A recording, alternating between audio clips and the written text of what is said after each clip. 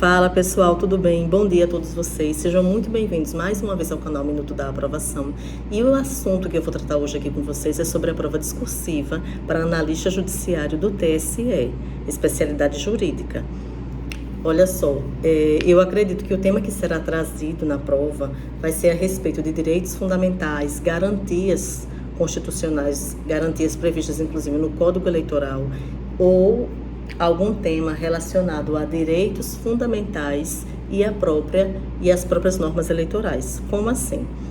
Inelegibilidade, condição de elegibilidade, suspensão de direitos políticos, a impossibilidade de prisão de certas pessoas, de candidatos dos próprios cidadãos, alguns dias antes da eleição. Então, esses temas são sensíveis e merecem uma atenção da gente.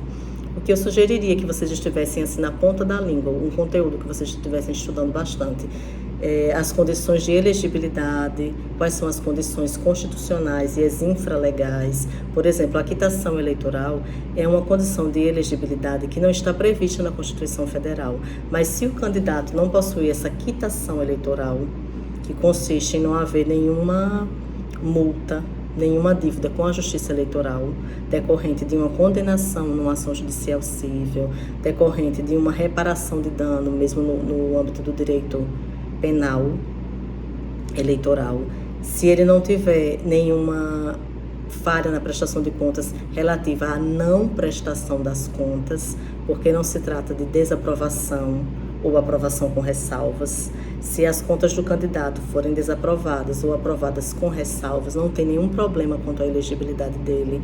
Porém, se ele não apresentar as contas ou apresentar com documentação muito insuficiente a ponto de ensejar a declaração pela Justiça Eleitoral de não prestação, ele não vai estar quites com a Justiça Eleitoral. Se uma pessoa for convocada para ser mesário, por exemplo, faltar, ela também não vai estar quite para ser candidata, a menos que tenha pago a multa prevista na legislação a tempo, né? Durante o procedimento do registro de candidatura, inclusive. Não só antes, mas durante o decorrer do procedimento.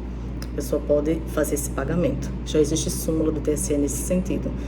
Enfim, então, quitação eleitoral, que é uma das condições de elegibilidade, a ausência de condenação criminal, que gera a suspensão dos direitos políticos, e é constitucional, né? É uma condição de elegibilidade constitucional.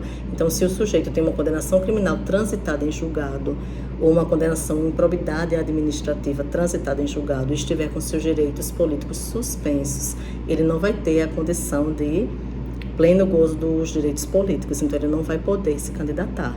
Se o candidato tiver condenações criminais previstas na alínea E do inciso 1º do artigo 1º da Lei Complementar 64, que foi atualizada pela Lei da Ficha Limpa, a Lei 135, Complementar 135 de 2010, ele também não vai poder se candidatar, mas nesse caso, daquele rol de crimes previstos no artigo 1º, inciso 1º, a alínea E da Lei Complementar 64/90, o candidato ele vai ser inelegível, ele vai incidir numa causa de inelegibilidade.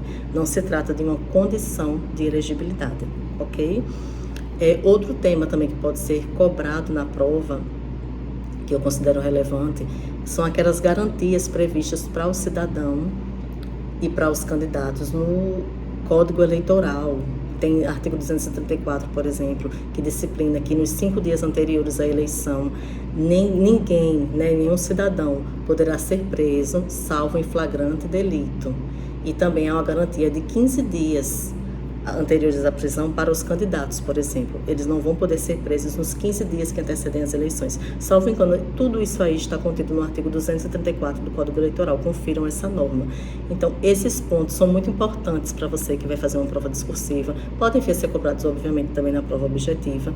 E não se esqueçam também de um ponto muito importante, que é violência política de gênero, desinformação, as fake news, também são temas que podem ser cobrados, porque também envolvem os direitos fundamentais, o direito à informação.